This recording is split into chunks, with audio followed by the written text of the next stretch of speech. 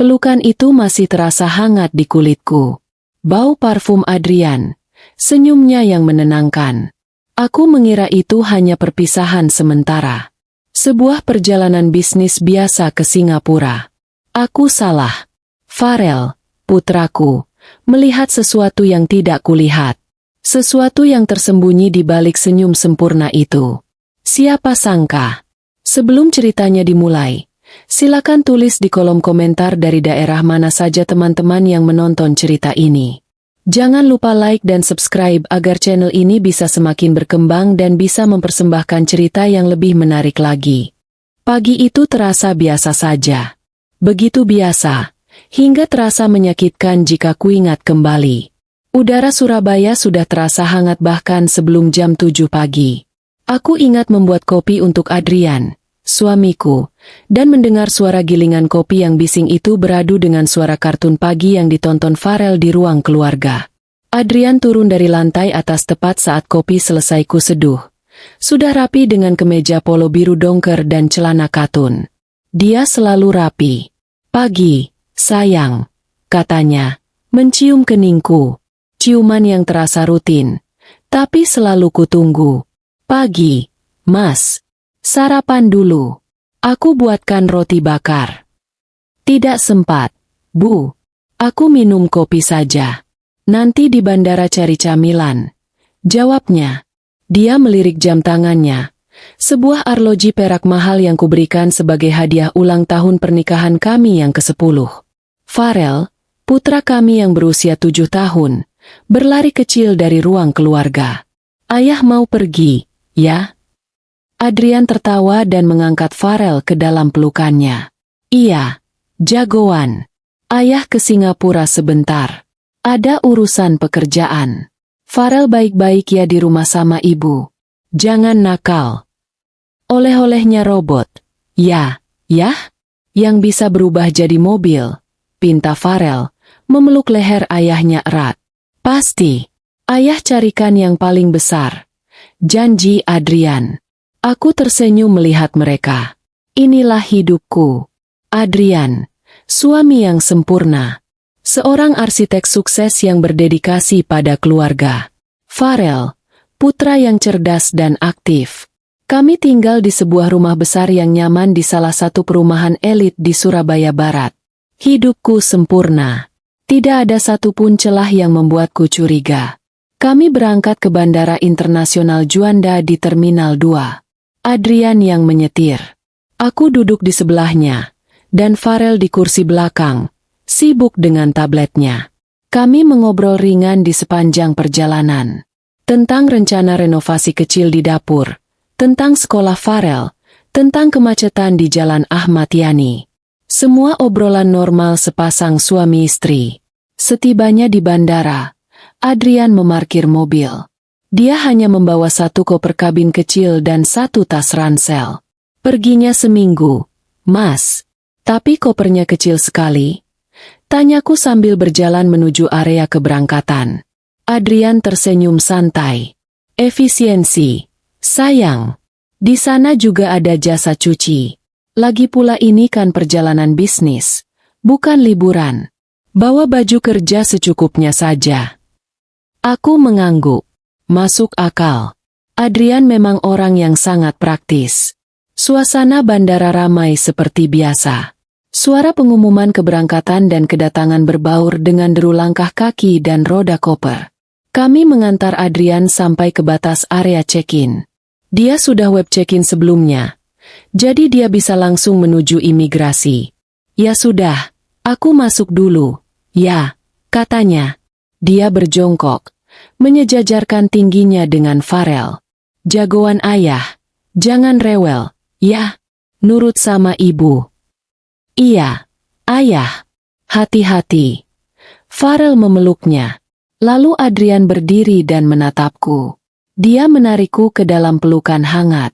Pelukan yang terasa aman. Aku memejamkan mata sejenak, menghirup aroma parfumnya yang kukenal. "Hati-hati ya, Mas. Jangan lupa kabari kalau sudah sampai hotel." "Pasti, Bu," bisiknya di telingaku. Aku titip Farel. Mas Adrian ngomongnya seperti mau pergi lama saja. Aku tertawa kecil sambil melepaskan pelukannya. Dia hanya tersenyum. Senyum yang selalu menenangkanku. Jaga diri baik-baik. Dia mengusap pipi Farel sekali lagi. Lalu berbalik. Kami melambaikan tangan. Aku menggendong Farel sebentar agar dia bisa melihat ayahnya lebih jelas. Adrian melambai sekali lagi sebelum akhirnya menghilang di tikungan menuju pemeriksaan keamanan. Sudah, yuk, kita pulang. Rel, ajakku, menurunkan Farel. Kami berbalik, berjalan bergandengan tangan menuju pintu keluar. Bandara masih terasa dingin oleh AC. Aku memikirkan apa yang akan kumasak untuk makan siang. Tepat saat kami melewati sebuah kedai kopi, cengkeraman tangan Farel di tanganku mengerat. Sangat erat, sampai kuku-kukunya terasa menancap di kulitku. Aduh, Farel, sakit. Kenapa? Aku berhenti dan menatapnya. Putraku tidak menatapku.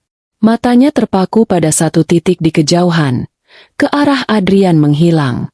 Wajahnya pucat pasi. Bukan pucat karena sakit, tapi pucat karena ketakutan yang murni.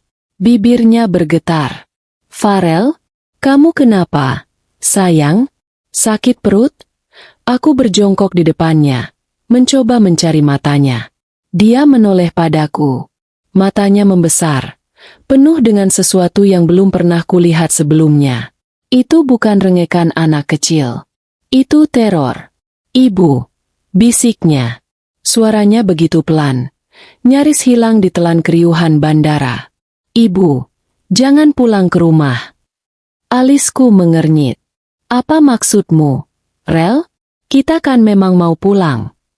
Jangan, Bu. Tolong. Desaknya. Air mata mulai menggenang di pelupuk matanya. Tapi dia tidak menangis. Dia terlalu takut untuk menangis. Tadi pagi sekali. Aku bangun mau minum. Aku dengar ayah bicara di telepon. Di ruang kerjanya. Jantungku mulai berdebar sedikit lebih cepat. Ayah kan memang sering terima telepon pagi-pagi. Sayang. Klinya. Bukan, Bu. Potongnya cepat. Suaranya masih berbisik tapi penuh penekanan. Dia bicara tentang kita. Tentang rumah. Aku dengar nama ibu disebut. Nama aku disebut. Rasa dingin mulai menjalar di punggungku. Farel, kamu yakin? Mungkin kamu salah dengar. Kamu kan masih mengantuk. Aku yakin, Bu. Cengkeramannya semakin kuat. Dia bilang. Habiskan saja. Setelah dia pergi, pastikan beres. Begitu, Bu. Dia bilang, habiskan saja. Tolong, Bu, kali ini percaya Farel. Jangan pulang ke rumah. Aku membeku. Duniaku seakan berhenti berputar selama beberapa detik. Di sekelilingku, orang-orang berlalu lalang. Suara pengumuman memanggil penumpang. Tapi aku hanya bisa mendengar bisikan Farel. Habiskan saja. Logikaku langsung memberontak. Ini Farel. Anakku yang punya imajinasi sangat liar. Minggu lalu dia bersumpah melihat ada ular di bawah tempat tidurnya, yang ternyata hanya sabuk kulit Adrian. Bulan lalu dia menangis karena mengira guru sekolahnya adalah alien. Dia sering mengarang cerita. Sayang, ujarku, mencoba setenang mungkin. Ayah tidak mungkin bicara seperti itu. Habiskan saja, itu bisa berarti apa saja. Mungkin habisi sisa makanan di kulkas? Atau habisi pekerjaan? Bukan, Bu. Nadanya marah. Dia tidak pernah semarah itu. Dia bilang, habiskan saja mereka. Aku dengar, Bu. Mereka. Itu kita, kan? Mereka. Kata itu menghantamku. Aku menatap mata putraku.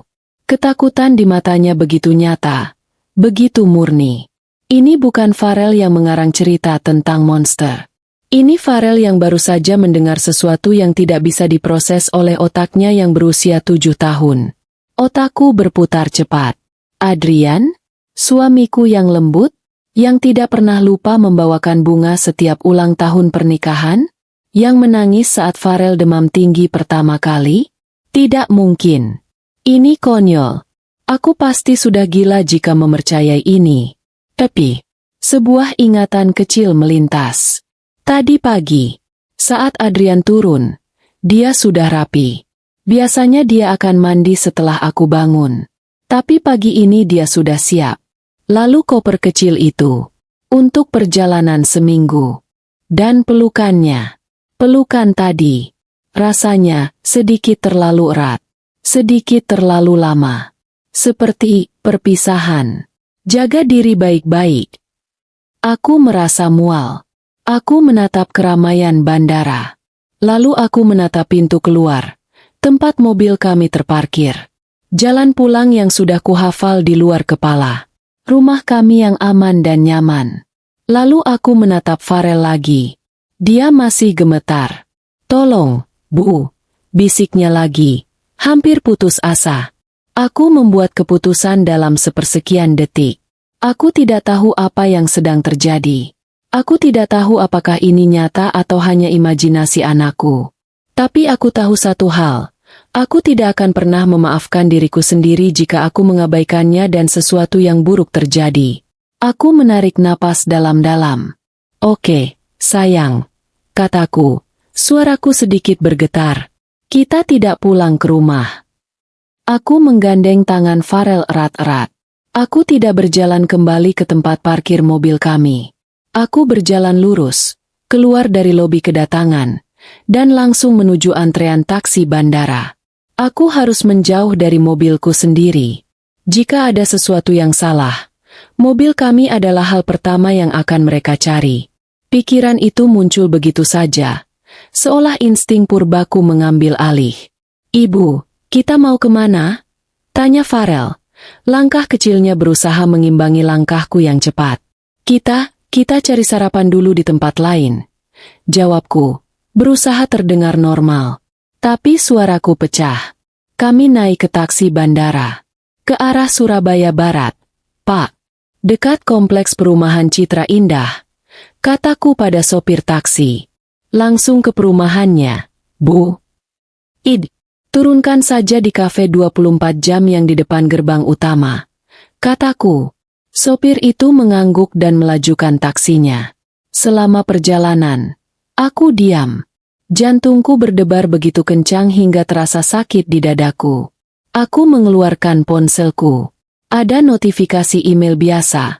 Beberapa pesan WhatsApp dari grup orang tua murid. Tidak ada apa-apa dari Adrian. Tentu saja, dia sedang dalam penerbangan. Aku mencoba menenangkan diriku. Ini gila. Kirana, apa yang kamu lakukan? Kamu kabur dari rumahmu sendiri berdasarkan kata-kata anak 7 tahun. Kamu meninggalkan mobilmu di parkiran bandara. Adrian akan marah besar. Dia akan menganggapku sudah gila. Setibanya di kafe, aku membayar taksi dengan uang tunai. Aku membawa Farel masuk. Kafe itu sepi. Hanya ada beberapa mahasiswa yang tampak begadang mengerjakan tugas. Aku memilih meja di sudut paling dalam, dekat jendela. Jendela itu menghadap langsung ke jalan utama, sekitar 300 meter dari gerbang masuk perumahan kami. Dari sini, aku tidak bisa melihat rumahku, tapi aku bisa melihat siapa saja yang masuk atau keluar dari kompleks. Aku memesan coklat panas untuk Farel dan kopi hitam untukku. Tangan Farel sudah tidak sedingin tadi, tapi dia masih diam. Dia hanya menatapku, mencari kepastian. Ibu, katanya pelan. Iya, sayang. Ayah jahat. Pertanyaan itu menusukku. Ibu tidak tahu, Rel. Ibu sungguh tidak tahu. Kita hanya perlu memastikan semuanya aman, oke? Dia mengangguk kecil. Aku duduk di sana, menyesap kopi pahit yang rasanya seperti abu. 1 jam berlalu. Tidak ada yang terjadi. Jalanan di depan kompleks sepi. Hanya beberapa mobil penghuni yang keluar masuk. Rasa bersalah dan bodoh mulai menjalari diriku. Aku pasti sudah gila. Adrian sedang dalam perjalanan bisnis. Mungkin, habiskan saja. Itu maksudnya habisi sisa budget proyek? Mungkin. Mereka. Itu maksudnya timnya di kantor? Dan Farel, yang masih setengah tidur, salah mengartikannya. Aku sudah menghancurkan segalanya. Aku membuat putraku ketakutan. Aku meninggalkan suamiku tanpa kabar. Aku bertingkah seperti orang paranoid. Aku melihat jam di ponselku. Sudah hampir jam 11 siang. Penerbangan Adrian ke Singapura hanya 1,5 jam. Seharusnya dia sudah mendarat sekarang.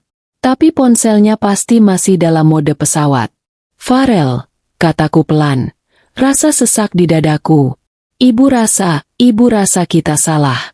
Mungkin ayahmu tidak bermaksud begitu. Mungkin kita harus pulang. Kita tunggu ayah telepon dari Singapura, ya? Farel menatap cangkir coklatnya. Dia terlihat lelah. Tapi Farel takut. Bu. Tidak apa-apa. Ada ibu. Kita pulang, ya? Kita tidur siang. Nanti sore kita pesan pizza. Bujukku. Aku lebih banyak membujuk diriku sendiri daripada membujuknya. Aku sudah mengambil tas tanganku. Aku sudah berdiri. Aku sudah siap memanggil taksi lagi untuk kembali ke bandara, mengambil mobilku, dan pulang ke kehidupan normalku. Aku sudah siap menertawakan kebodohanku pagi ini. Tepat saat aku melangkah menjauh dari meja, sebuah van hitam berhenti di seberang jalan. Tepat di depan gerbang masuk perumahanku. Jantungku berhenti berdetak. Itu bukan van pengantar barang. Bukan van travel. Van itu hitam legam, tanpa logo apapun. Kaca filmnya begitu gelap sehingga aku tidak bisa melihat siapapun di dalamnya. Van itu tidak langsung masuk. Van itu berhenti sejenak, seolah sedang mengamati sesuatu. Aku menarik Farel kembali duduk. Diam. Sayang. Jangan lihat ke jendela. Bisikku. Aku pura-pura memeriksa ponselku, tapi mataku tidak lepas dari van itu. Setelah sekitar 1 menit yang terasa seperti selamanya, palang gerbang terbuka. Van itu melaju pelan, masuk ke dalam kompleks perumahanku. Aku membeku di tempat. Ibu? Ada apa? Tanya Farel. SSSTT. Sebentar. Aku tidak bisa pulang sekarang. Aku tidak bisa mengambil risiko. Tapi aku juga tidak bisa hanya duduk di sini. Aku harus tahu. Aku harus melihat dengan mata kepalaku sendiri. Farel, dengarkan ibu baik-baik. Kita akan pindah tempat. Kita akan jalan kaki sedikit. Oke? Jangan banyak tanya. Tetap pegang tangan ibu erat-erat. Aku membayar kopi dan coklat panas itu di kasir. Lagi-lagi dengan uang tunai. Aku menarik Farel keluar dari kafe. Alih-alih ke jalan raya, aku berjalan menyusuri ruko-ruko di samping kafe, mencari jalan tembus yang kutahu menuju pagar belakang kompleks. Ada sebuah taman bermain kecil di luar pagar, yang berbatasan langsung dengan area perumahan. Kami berjalan cepat. Matahari Surabaya terasa membakar kulit. Keringat membasahi punggungku. 15 menit kemudian, kami sampai di taman bermain itu. Sepi. Dari balik pagar kawat, aku bisa melihat deretan rumah-rumah mewah. Rumah kami ada di Blok C, sekitar 100 meter dari tempatku berdiri. Aku bersembunyi di balik sebuah perosotan besar, menarik Farel bersamaku. Dan di sanalah van itu. Van hitam itu terparkir. Bukan di depan rumah tetangga, tapi tepat di depan gerbang rumahku. Napasmu tercekat. 2 orang pria keluar dari van. Mereka tidak memakai seragam. Mereka memakai kaos oblong ketat dan celana jeans. Tubuh mereka besar. Mereka terlihat salah. Mereka bukan tukang reparasi AC. Mereka bukan tukang kebun. Salah satu dari mereka melihat ke sekeliling. Aku menunduk, menarik kepala Farel agar tersembunyi. Lalu aku mengintip lagi. Hal yang paling menakutkan terjadi. Salah satu pria itu tidak menekan bel. Dia tidak mengetuk pintu. Dia mengeluarkan sesuatu dari sakunya. Sebuah gantungan kunci. Dia menekan sebuah tombol. Bip-bip. Gerbang rumahku terbuka. Mereka punya remote gerbangku. Aku merasakan seluruh darah di tubuhku surut ke kaki. Aku lemas. Aku hampir jatuh terduduk di tanah taman yang berdebu. Kedua pria itu berjalan masuk ke halaman rumahku. Pria yang satu lagi kemudian melangkah ke pintu depan. Lagi-lagi, dia tidak mengetuk. Dia memasukkan sebuah kunci ke lubang kunci. Klik. Pintu depan rumahku terbuka. Mereka masuk ke dalam. Mereka masuk ke dalam rumahku.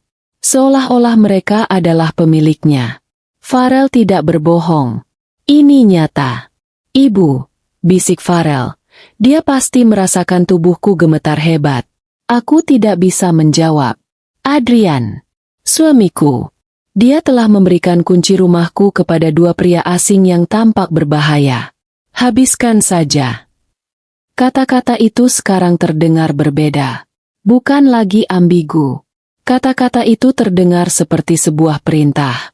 Sebuah perintah yang ditujukan untuk kami. Aku menarik Farel. Lari, bisikku. Kami tidak lagi berjalan. Kami berlari. Kami berlari menjauh dari pagar itu. Menjauh dari taman bermain itu. Kembali ke jalan raya. Aku tidak tahu apa tujuanku. Aku hanya tahu aku harus membawa Farel sejauh mungkin dari tempat itu. Rumahku bukan lagi tempat yang aman.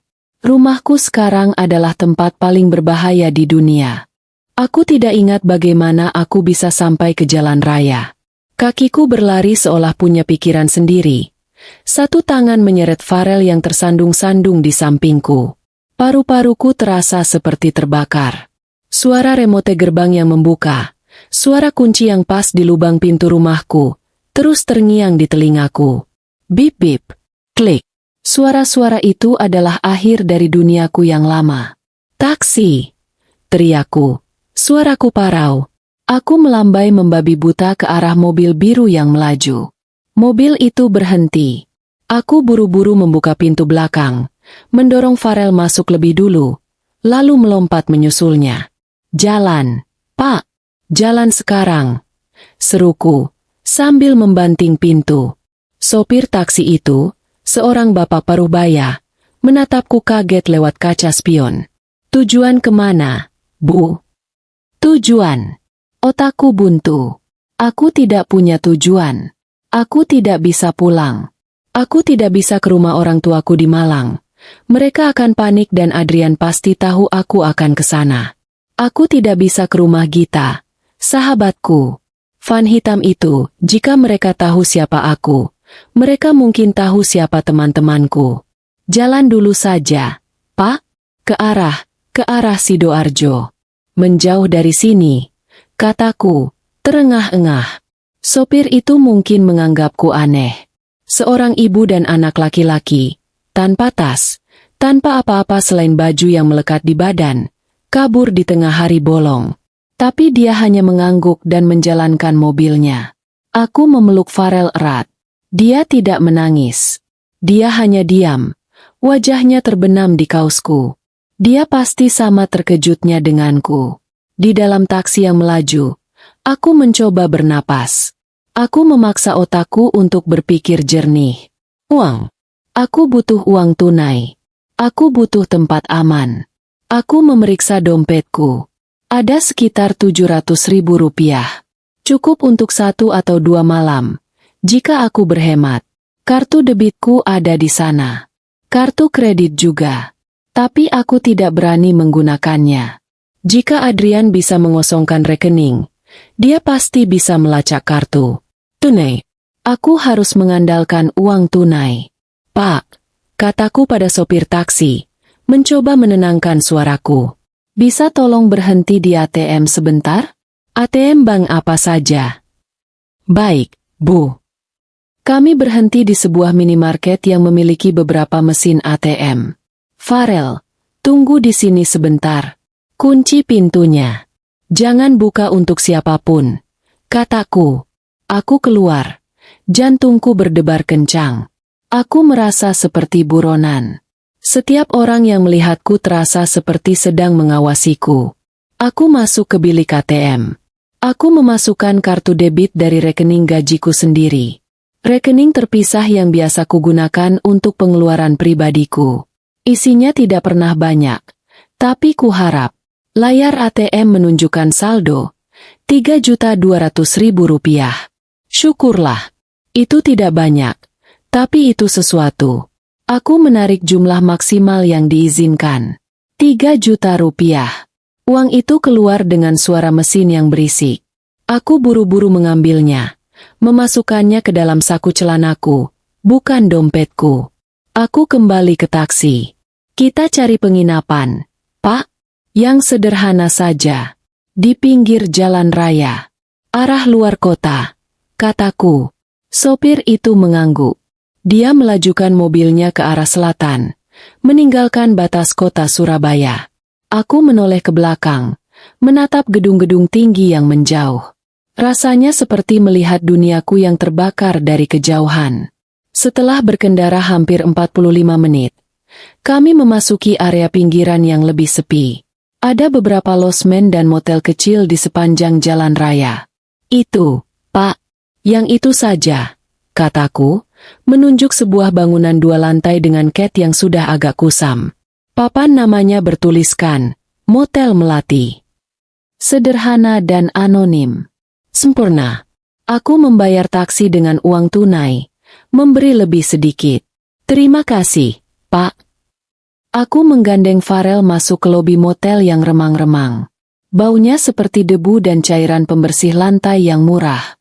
Seorang resepsionis pria yang tampak bosan mendongak dari ponselnya. Kamar 1, Pak. Untuk 1 malam. Kataku. KTP, Bu. Tanganku gemetar saat menyerahkan KTP-ku. Dia akan mencatat namaku. Irena. Jika mereka mencari. Tapi pria itu hanya melihatnya sekilas. Mengetik sesuatu di komputer tuanya. Lalu mengembalikan KTP-ku. 200.000, Bu. Tunai. Aku memberinya 2 lembar uang 100 ribuan dari uang yang baru kuambil. Dia memberiku sebuah kunci. Kunci logam biasa, bukan kartu. Nomornya 207. Lantai 2. Naik tangga di sebelah sana. Katanya, kembali fokus pada ponselnya. Kami menaiki tangga yang terasa agak lengket. Lorong di lantai 2 gelap. Hanya ada 1 lampu neon yang berkedip-kedip di ujung. Aku mencari kamar 207. Aku membuka pintu. Bau kamar itu lebih parah. Campuran antara asap rokok yang sudah lama menempel dan kamper. Ada 1 tempat tidur ukuran queen dengan spray bermotif bunga yang warnanya sudah pudar. Sebuah TV tabung kecil diletakkan di atas meja kayu lapis yang reot. Kamar mandinya kecil, dengan tirai shower berbahan plastik. Ini sangat jauh berbeda dari kamar tidurku yang luas, dengan spray katun Mesir dan pendingin ruangan yang sejuk. Tapi saat itu, tempat ini terasa seperti benteng. Aku menutup pintu dan menguncinya. Ada 2 kunci. 1 kunci biasa, 1 lagi gerendel rantai. Aku mengunci keduanya.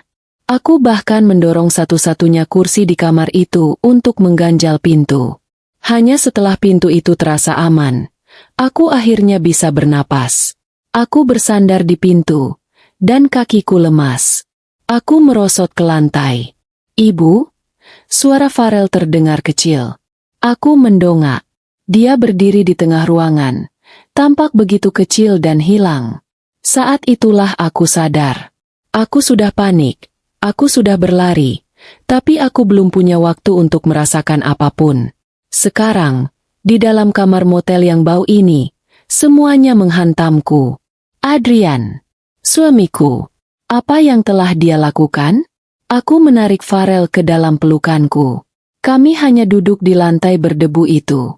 Aku memeluknya erat, dan akhirnya aku menangis. Bukan tangisan yang keras, tapi tangisan tanpa suara yang membuat seluruh tubuhku berguncang. Aku menangisi rumahku. Aku menangisi kehidupanku yang sempurna. Aku menangisi suamiku, yang ternyata tidak pernah ku kenal. Farel membalas pelukanku. Ibu, jangan nangis. Farel di sini. Kata-katanya membuatku sedikit kuat. Aku menghapus air mataku. Aku harus kuat. Demi dia. Ibu tidak apa-apa. Sayang. Ibu cuma kaget. Sekarang, Farel harus istirahat, ya? Kamu pasti capek sekali. Aku membawanya ke tempat tidur. Aku tidak berani membuka spraynya. Aku hanya membaringkannya di atas bed cover yang kaku itu. Dia kelelahan. Matanya sudah setengah terpejam. Trauma hari ini terlalu berat untuk anak seusianya. Dalam beberapa menit, dia tertidur. Napasnya teratur. Aku duduk di kursi yang tadi kugunakan untuk mengganjal pintu.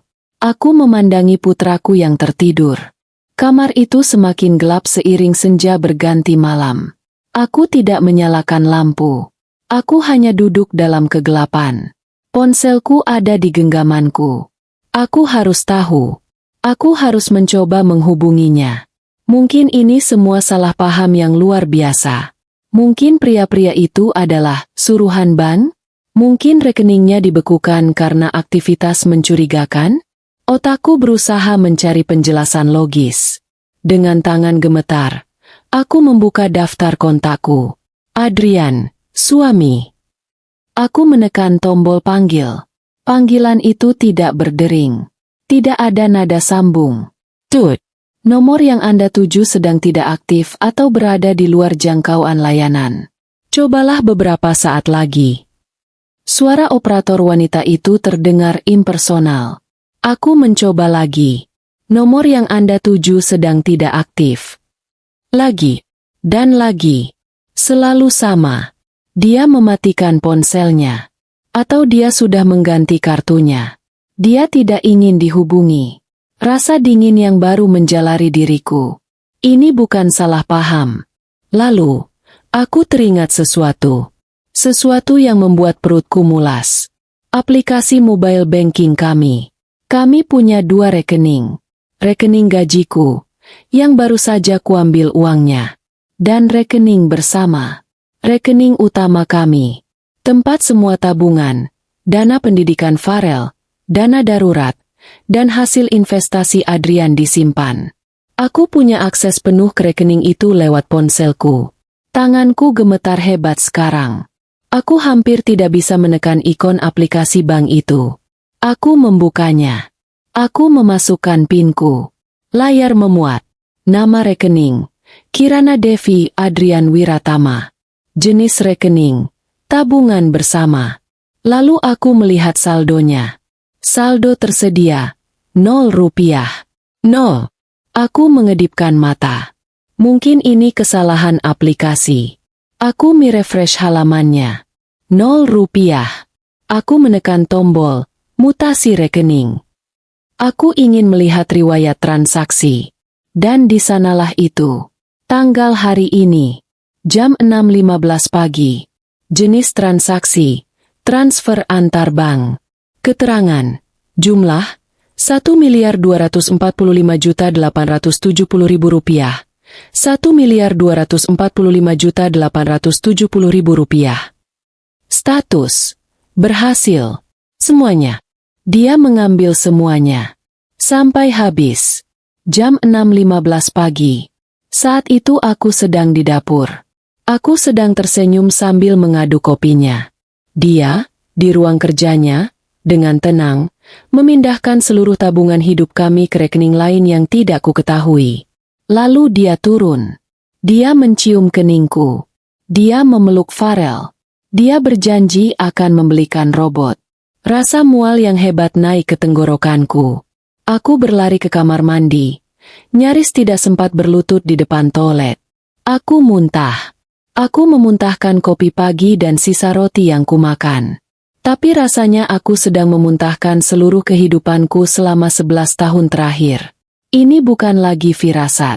Ini bukan imajinasi Farel. Ini adalah kenyataan. Adrian telah merencanakan ini. Dia kabur. Dia meninggalkan kami tanpa uang sepeser pun. Dan dia mengirim orang-orang itu ke rumah. Habiskan saja. Aku sekarang mengerti. Dia tidak hanya meninggalkan kami.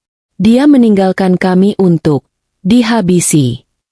Aku sendirian. Aku bangkrut. Dan aku menjadi target. Aku tidak tidur sama sekali malam itu. Aku duduk di kursi reot itu, membelakangi pintu, memandangi Farel yang tidur gelisah di bawah cahaya remang-remang dari jendela. Setiap kali ada suara motor di jalan raya, atau suara pintu dibanting di lorong, aku menahan napas. Apartemen kami yang sunyi di perumahan elit terasa seperti di kehidupan lain. Di sini, di Motel Melati, kenyataan begitu kasar. Suara-suara kehidupan orang lain yang putus asa menembus dinding tipis. Saat fajar mulai menyingsing, aku tahu aku tidak bisa hanya diam di sini. Uang 3 juta di sakuku tidak akan bertahan lama. Aku butuh bantuan. Aku butuh seseorang dari duniaku yang lama untuk menarikku keluar dari mimpi buruk ini. Gita, sahabatku, kami sudah seperti saudara. Dia tahu segalanya tentang aku. Dia ada di sana saat aku menikah dengan Adrian. Dia yang menggendong Farel saat baru lahir. Dia pasti akan percaya padaku. Dia akan tahu apa yang harus dilakukan. Aku mengambil ponselku. Baterainya tinggal 30%. Aku harus menghematnya. Aku menekan nomor Gita. Berdering sekali. 2 kali. Halo? Suara Gita terdengar serak. Khas orang baru bangun tidur. Git. Suaraku pecah. Aku tidak bisa menahannya. Air mata yang kutahan semalaman langsung tumpah. Kirana? Ya Tuhan, Kir. Kamu kenapa? Ini masih jam 5:30 pagi. Kamu nangis? Ada apa dengan Farel? Kepanikan langsung terdengar dalam suaranya. Gita, tolong aku. Git. Isaku. Adrian. Adrian kenapa? Dia kecelakaan? Pesawatnya? Bukan. Dia jahat. Git. Dia penipu. Dia pergi. Dia ninggalin kami. Dia ngosongin semua rekening kami. Semua tabungan habis. Git. No. Dan dia kirim orang ke rumah. Aku menceritakan semuanya dengan cepat. Tersandung-sandung oleh isakanku sendiri. Tentang bisikan Farel di bandara. Tentang van hitam itu. Tentang kunci yang mereka miliki. Tentang aku yang kabur. Tentang kamar motel yang menjijikan ini. Terjadi keheningan panjang di seberang telepon. Yang kudengar hanya napas Gita. Git, kamu masih di sana? Tanyaku, takut. Kirana sayang. Suara Gita berubah. Nada paniknya hilang, digantikan oleh nada sabar. Nada yang digunakan orang dewasa untuk menenangkan anak kecil yang baru bermimpi buruk. Kirana, dengar. Kamu di mana sekarang? Kamu pasti capek sekali. Adrian baru berangkat. Kamu pasti stres. Aku tidak stres. Git. Ini nyata. Aku di motel di daerah Sidoarjo. Aku tidak tahu nama jalannya. Aku takut. Oke. Tenang dulu. Kata Gita. Pelan-pelan.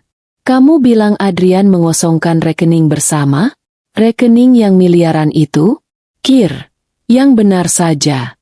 Itu kan uang besar. Mungkin ada kesalahan bank. Sering sekali terjadi pemindahan sistem atau apa. Kamu yakin saldonya 0? Aku lihat sendiri. Git. Ada transaksi transfer 1,2 miliar jam 6 pagi tadi. Teriakku, frustrasi. Ya, mungkin dia memindahkannya ke rekening deposito baru? Atau rekening investasi? Dia kan arsitek. Dia pintar mengelola uang. Dia kan pernah bilang mau buka rekening baru atas nama kalian berdua. Bukan, Git. Ini rasanya beda. Lalu bagaimana dengan orang-orang di rumah? Gita menghela napas. Kirana, pria di rumahmu. Kamu yakin mereka bukan tukang? Adrian pernah bilangkan AC di kamar tamu rusak? Mungkin dia panggil tukang reparasi AC? Dia kan sudah bayar di muka. Jadi dia kasih kunci gerbangnya. Itu logis, kan? Mereka tidak terlihat seperti tukang reparasi. Git. Mereka besar-besar. Dan mereka menyeramkan. Kamu melihat mereka dari jarak 100 meter. Kir, dari balik pagar taman bermain. Bagaimana kamu bisa tahu mereka menyeramkan? Ayolah, Kir. Ini Adrian yang kita bicarakan. Adrian. Aku terdiam. Dia tidak percaya padaku. Dengar, lanjut Gita. Aku tahu kamu dan Farel punya hubungan yang unik. Farel anak yang sensitif. Imajinasinya kuat. Habiskan saja mereka? Ya ampun, Kir. Itu bisa berarti apa saja. Habiskan saja pekerjaan mereka. Habiskan saja sisa cat di kaleng mereka. Dia anak kecil, Kir. Dia salah dengar. Tapi matanya, Git dia ketakutan. Bisikku, pertahananku mulai runtuh. Dia ketakutan karena ayahnya pergi. Dan mungkin dia merasakan kamu tegang beberapa hari ini. Kamu tahu, Adrian kan lagi banyak proyek. Mungkin kamu juga ikut stres. Anak-anak bisa merasakannya. Rasa putus asa yang dingin menjalari diriku. Ini adalah sahabatku. Dan dia lebih memilih mempercayai fasad, suami sempurna, yang dibangun Adrian selama 11 tahun. Daripada mempercayai aku yang sedang putus asa. Jadi, kamu tidak percaya padaku. Aku percaya kamu sedang panik dan butuh istirahat. Kata Gita lembut. Ini yang harus kamu lakukan. Pulang ke rumahmu. Rumahmu aman. Telepon bank. Tanyakan soal rekening itu. Pasti ada penjelasan logis. Aku yakin 100%. Nanti malam Adrian telepon dari Singapura. Dan kalian berdua akan menertawakan ini. Pulang. Ya, Kir. Jangan di motel. Itu tidak aman untuk Farel. Tapi, pulanglah, Kirana. Aku harus siap-siap kerja. Kabari aku kalau kamu sudah di rumah. Ya? Love you. Klik. Telepon ditutup. Aku menatap layar ponselku yang gelap. Panggilan berakhir. Dinding bisu. Aku baru saja menghantamnya. Gita, jaring pengaman sosialku, telah menganggapku gila. Dia menyuruhku pulang. Pulang ke rumah tempat dua pria asing menunggu kami. Aku sendirian. Rasa takut berubah menjadi sesuatu yang lain. Sesuatu yang dingin dan keras. Amarah. Jika Gita tidak mau membantuku, aku akan mencari bantuan lain. Ada hukum di negara ini. Ada polisi. Aku membangunkan Farel. Sayang, bangun. Kita harus pergi lagi. Dia terbangun dengan bingung. Kita mau kemana, Bu? Kita mau ke kantor polisi. Kita akan minta tolong sama Pak Polisi. Aku membersihkan wajah Farel seadanya dengan air botolan. Aku tidak punya baju ganti untuknya. Atau untukku. Kami keluar dari kamar motel, mengembalikan kunci, dan berjalan kaki ke jalan raya untuk mencari taksi lain. Aku meminta sopir taksi untuk mengantar kami ke kantor polisi sektor, Polsek, terdekat. Suasana Polsek pagi itu ramai dan pengap. Bau keringat, asap rokok, dan kertas-kertas tua bercampur jadi satu. Beberapa pria di borgol duduk di bangku panjang. Beberapa ibu-ibu lain sedang membuat laporan kehilangan. Aku merasa sangat tidak pada tempatnya dengan pakaianku yang lumayan bagus. Aku mengambil nomor antrean dan menunggu. Farel duduk diam di sampingku, memegang tanganku erat. Setelah hampir 1 jam, namaku dipanggil. Ibu Kirana Devi. Aku menghampiri meja seorang petugas polisi yang tampak lelah. Dia mungkin seusiaku. Tapi wajahnya terlihat jauh lebih tua. Selamat pagi, Pak. Saya mau membuat laporan, kataku, mencoba terdengar tenang dan kredibel. Laporan apa, Bu? Tanyanya, sambil menyiapkan formulir. Rumah saya dimasuki orang asing. Dan suami saya. Petugas itu mendongak. Dimasuki? Maksudnya dirampok? Ada barang yang hilang? Bukan, Pak. Tidak dirampok. Mereka masuk pakai kunci. Kunci dari suami saya. Suami saya baru saja pergi ke Singapura pagi kemarin. Lalu dua pria asing ini masuk ke rumah saya. Saya takut. Pak, jadi saya bawa anak saya kabur. Alis petugas itu berkerut. Tunggu, Bu.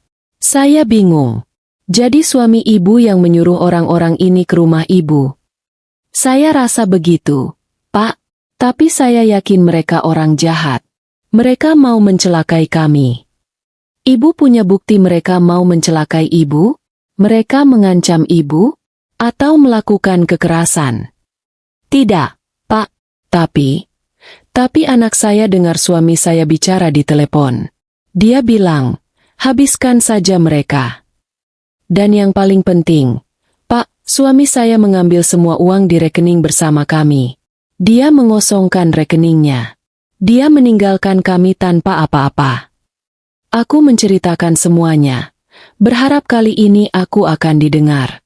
Petugas itu menghela napas panjang. Dia meletakkan pulpennya.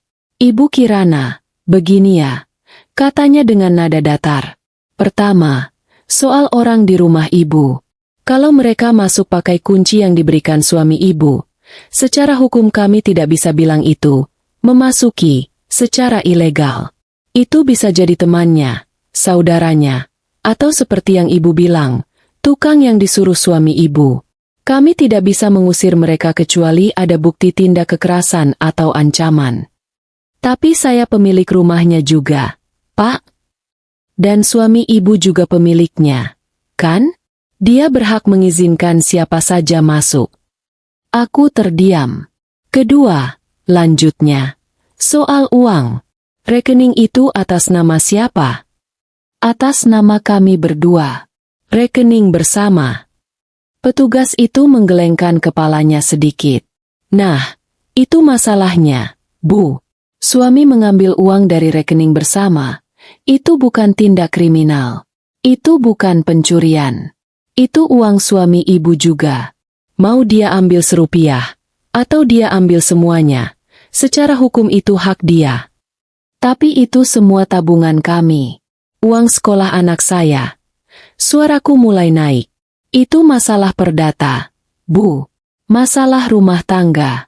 Kalau ibu merasa dirugikan, ibu bisa urus surat-surat ke pengadilan agama. Ajukan gugatan cerai, minta ganti rugi, atau hak asuh anak. Tapi polisi tidak bisa terlibat. Kami tidak bisa menangkap suami ibu karena dia mengambil uang dari rekeningnya sendiri. Aku menatapnya. Tidak percaya. Jadi, Bapak tidak bisa membantu saya sama sekali. Kami bisa membuat laporan, orang hilang, untuk suami ibu, kalau ibu mau. Tapi dia kan jelas perginya ke Singapura, bukan hilang.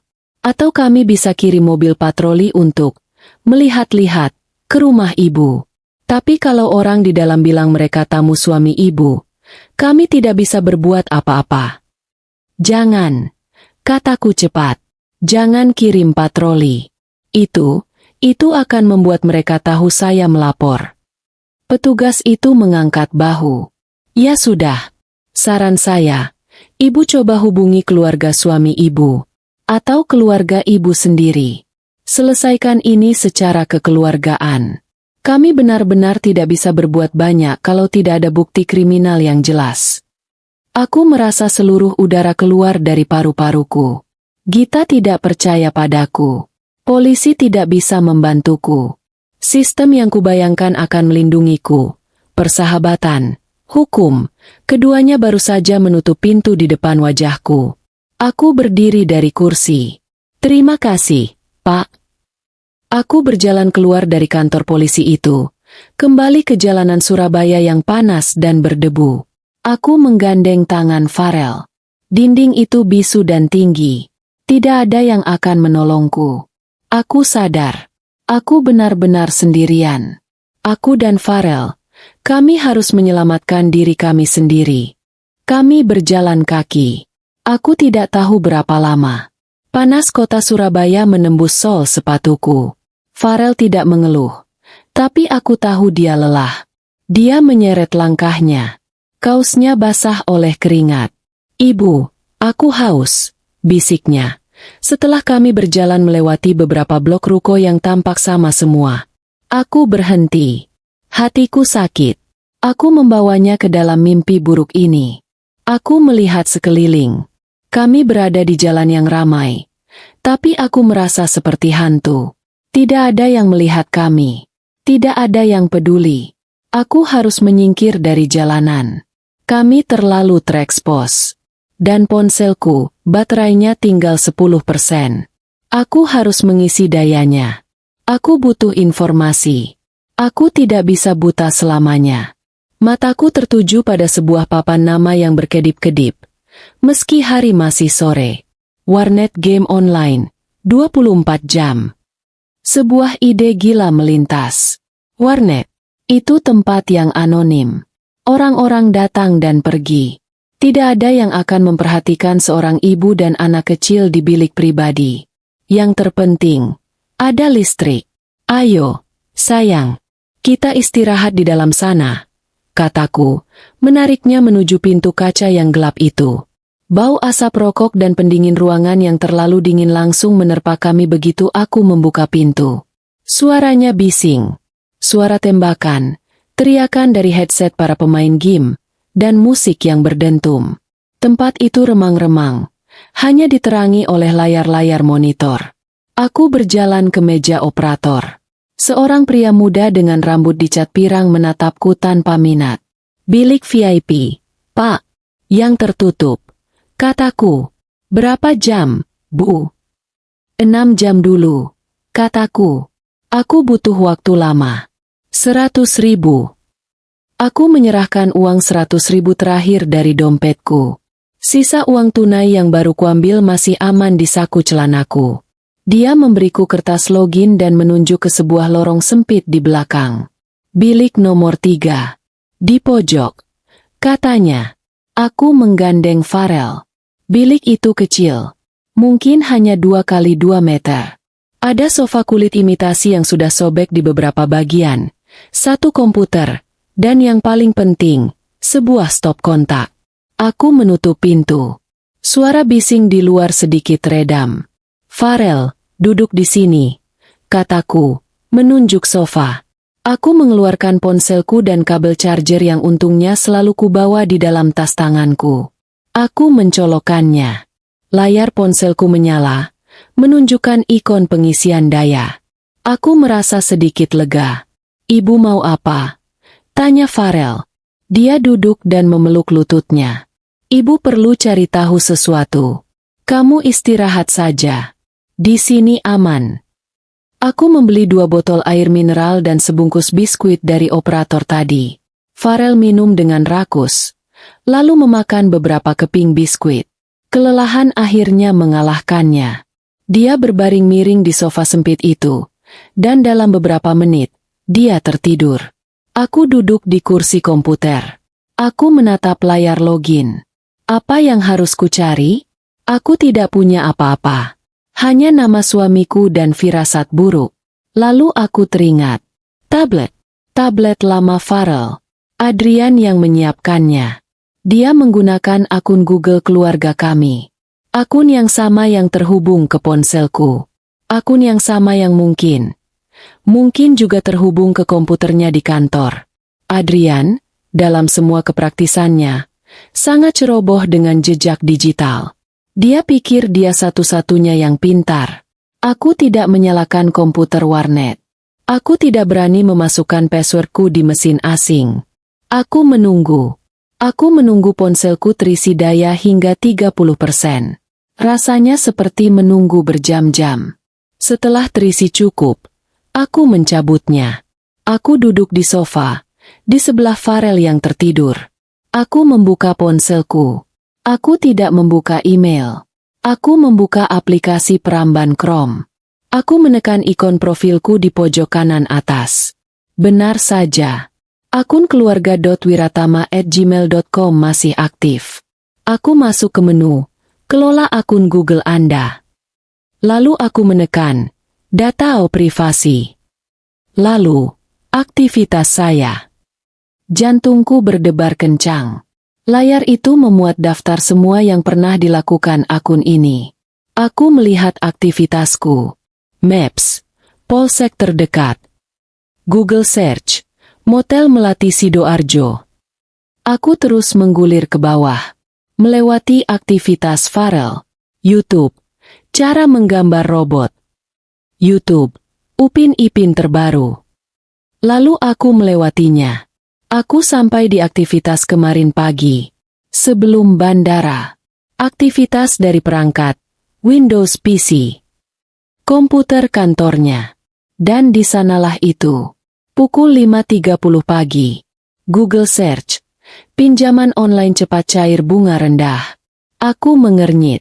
Kenapa Adrian mencari pinjaman? Aku gulir lagi. Pukul 5.32 pagi. Google Search. Butuh dana cepat 100 juta hari ini. Pukul 5.35 pagi. Google Search. Situs judi bola terpercaya. Aku menahan napas. Judi? Adrian? Suamiku yang selalu menasihatiku agar tidak boros? Semakin ke bawah, semakin buruk. Ini bukan riwayat pencarian seminggu terakhir. Ini berbulan-bulan. 3 bulan lalu. Google Search. Cara menang slot online. 2 bulan lalu. Google Search. Gadai BPKB mobil tanpa survei Surabaya. 1 bulan lalu. Google Search. Cara melunasi utang 500 juta. 2 minggu lalu. Google Search.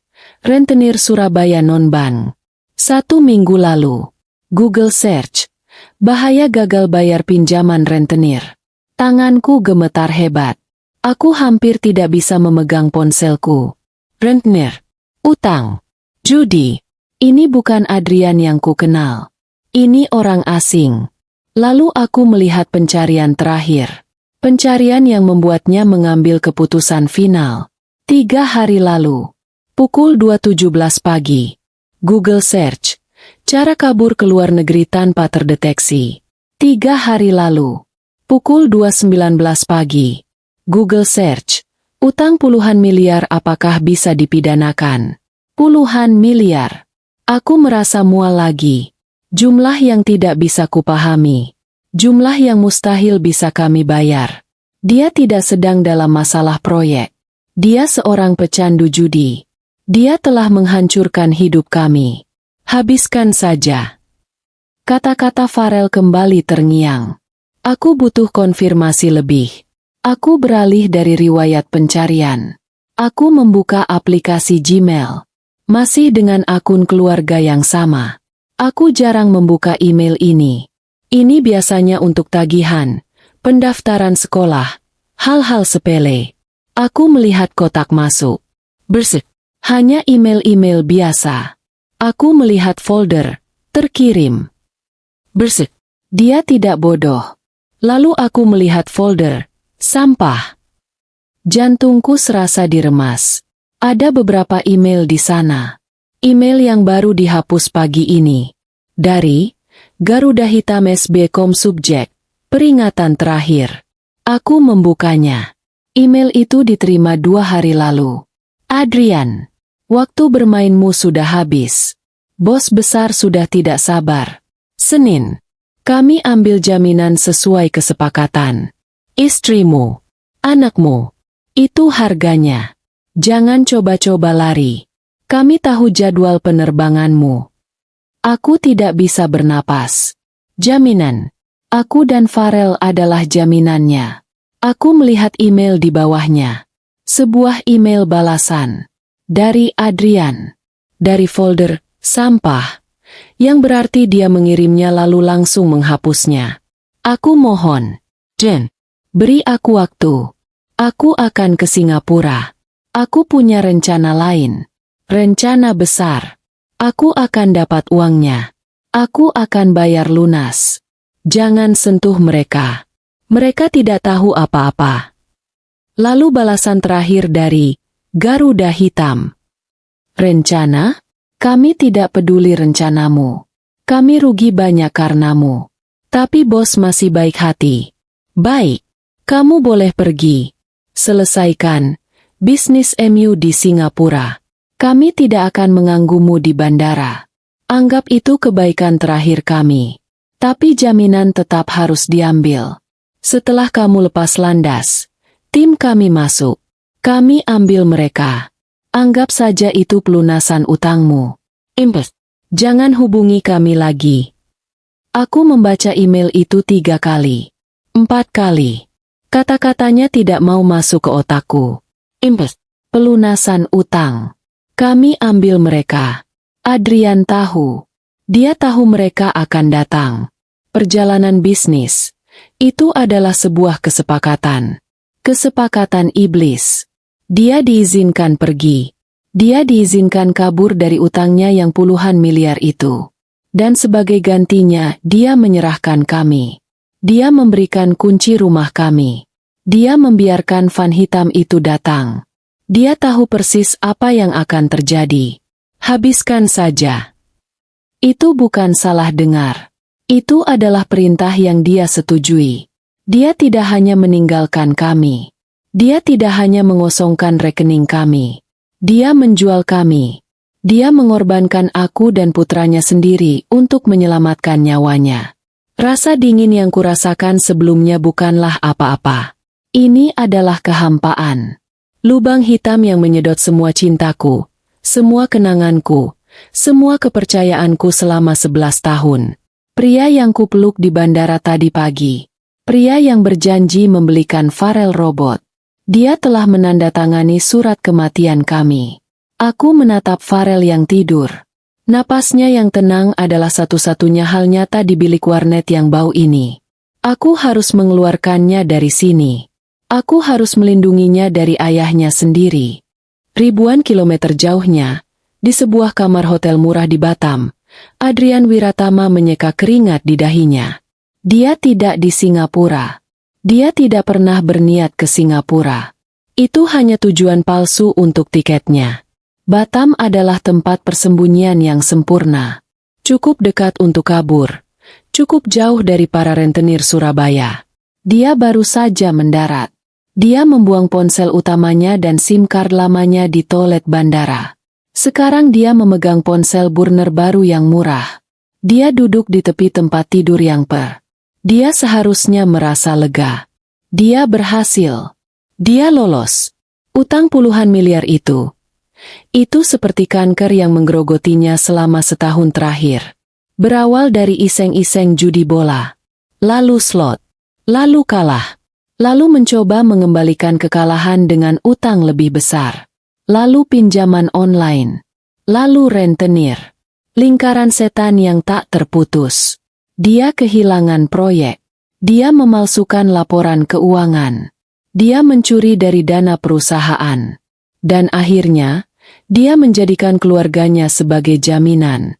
Mereka tidak mungkin menyentuhnya. Gumamnya pada diri sendiri. Mencoba meyakinkan dirinya. Mereka hanya akan menakut-nakutinya. Menahannya. Lalu Kirana akan menelepon orang tuanya yang kaya raya. Ayahnya akan membayar utang itu untuk menyelamatkan putri kesayangannya. Ya, itu rencananya. Dia menipu semua orang. Termasuk rentenir itu. Dia bilang Kirana adalah ahli waris tunggal. Padahal dia tahu, ayah Kirana tidak akan pernah memberinya sepeser pun. Tapi sekarang, dia bebas. Kirana dan Farel, mereka akan mengurus diri mereka sendiri. Dia butuh konfirmasi. Dia harus tahu apakah transaksi itu sudah selesai. Dia memasukkan SIM card lamanya ke dalam ponsel barunya. Dia perlu nomor telepon Garuda Hitam yang tersimpan di sana. Dia menyalakan ponsel itu hanya untuk 1 menit. Begitu sinyal masuk, ponsel itu meledak. Puluhan notifikasi pesan. Belasan panggilan tak terjawab. Semua dari satu nama. Kirana. Dia mengerutkan dahi. Kenapa Kirana meneleponnya terus-menerus? Seharusnya saat ini Kirana sedang sibuk. Seharusnya dia sedang ketakutan di rumah. Dikelilingi oleh orang-orang Garuda Hitam. Ada yang tidak beres. Rasa lega yang tadi dirasakannya menguap. Digantikan oleh rasa dingin yang menusuk. Dia buru-buru menyalin nomor Pak Hitam ke ponsel barunya, lalu mematikan SIM card lama itu. Dia memasukkan SIM card barunya yang anonim. Dia menekan nomor itu. "Halo," katanya, mencoba terdengar tenang. "Ini saya. Bagaimana? Apakah paketnya sudah diterima dengan baik?" Terdengar suara geraman di seberang sana. "Paket apa? Anjing!" Suara itu membentak. "Rumahmu kosong. Tidak ada siapa-siapa. Kamu pikir kamu bisa menipu kami?" Darah Adrian serasa membeku. "Kosong? Apa maksudmu kosong? Tidak mungkin. Aku mengantar mereka ke bandara. Mereka pasti pulang ke rumah. Van kami sudah mengawasi rumah itu sejak jam 10 pagi. Mereka tidak pernah pulang. Kamu menipu kami, Adrian. Kamu menyuruh mereka kabur." Aku tidak tahu." Gagap Adrian. Panik mulai menjalari tenggorokannya. "Ini di luar rencana. Kamu tahu kesepakatannya," bentak suara itu. "Kamu bebas. Kami ambil jaminan. Sekarang jaminannya hilang. Itu artinya kesepakatan batal. Utangmu kembali, Adrian. Puluhan miliar. Dan sekarang, kami tidak hanya mau jaminanmu. Kami mau kamu." Tunggu, teriak Adrian. "Beri aku waktu. Aku akan temukan mereka. Aku akan bawa mereka kembali padamu. Aku janji." "Kami tidak percaya janjimu lagi.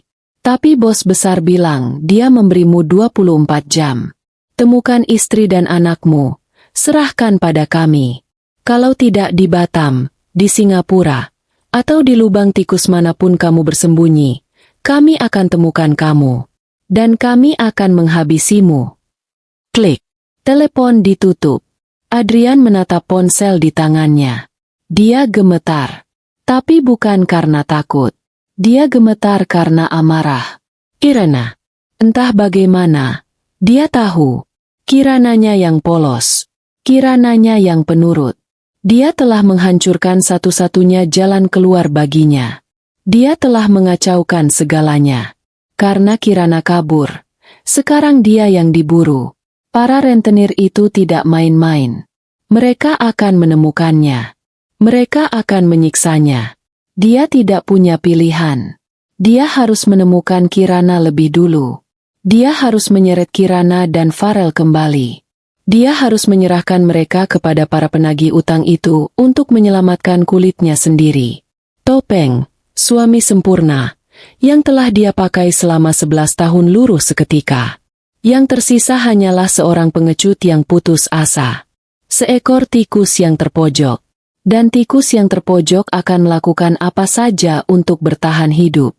Dia mengeluarkan SIM card lamanya sekali lagi.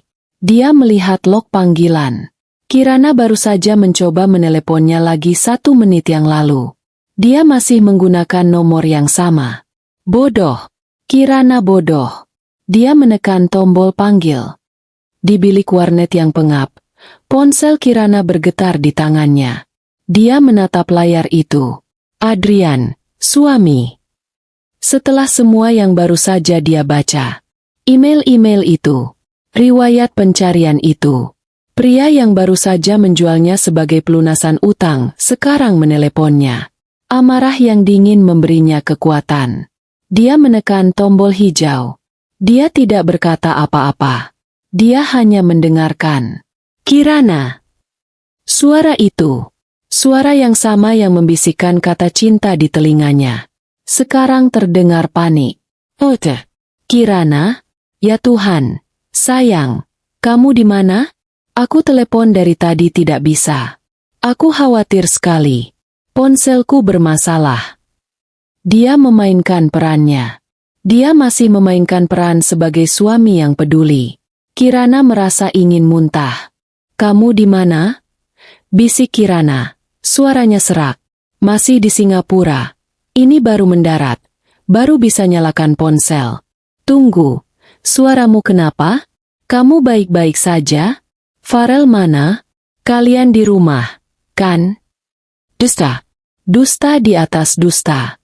Kenapa rekeningnya kosong, Adrian?" tanya Kirana. Suaranya datar. Mati rasa. Terjadi keheningan sesaat di seberang sana. Adrian menyadari permainannya tidak berhasil. Rekening? Oh, itu. Suaranya mencoba terdengar santai.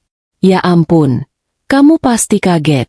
Itu, ada masalah perbankan. Sayang, aku harus pindahkan dananya darurat. Proyekku ada masalah besar. Aku bisa jelaskan semuanya nanti kalau aku pulang. Pria-pria itu, kata Kirana, memotong kebohongan itu. Siapa pria-pria di rumah kita? Kali ini, keheningan itu berlangsung lebih lama, lebih berat. Ketika Adrian berbicara lagi, semua kehangatan telah hilang. Semua kepura-puraan telah lenyap. Suara yang berbicara sekarang adalah suara yang didengar Farel di ruang kerja pagi itu. Dingin, penuh ancaman, dan asing. Kirana. Sayang. Dia mendesis. Kata, sayang, terdengar seperti kutukan. Kamu di mana? Kirana tidak menjawab. Dia hanya memegang ponsel itu erat-erat. Pulanglah ke rumah. Sekarang. Itu bukan permintaan. Itu perintah. Tidak. Bisik Kirana. Aku tidak main-main. Kirana. Suaranya naik 1 oktav. Jangan jadi bodoh. Pulang ke rumah. Ada teman-temanku yang menunggumu. Mereka hanya ingin bicara. Kita selesaikan ini baik-baik. Jangan buat ini jadi rumit. Teman-teman. Selesaikan baik-baik. Kata-kata yang sama dari email para rentenir itu. Kamu menjual kami, kata Kirana. Itu bukan pertanyaan. Itu adalah fakta. Kamu tidak tahu apa-apa. Adrian akhirnya meledak. Suara aslinya keluar. Penuh amarah dan kepanikan. Kamu menghancurkan segalanya. Harusnya kamu diam saja di rumah. Pulang sekarang, Kirana. Atau aku sendiri yang akan mencarimu. Dan kalau aku yang menemukanmu, kamu akan menyesal telah mempermainkanku. Ancaman itu menggantung di udara. Dia tidak hanya melarikan diri. Dia tidak hanya mengorbankan kami. Sekarang, dia secara aktif memburu kami. Kirana menekan tombol merah. Dia memutuskan panggilan itu. Dia menatap layar ponselnya yang gelap. Dia sekarang tahu kebenarannya. Dia tidak hanya lari dari rentenir. Dia juga lari dari suaminya sendiri. Aku mencabut charger dari ponselku.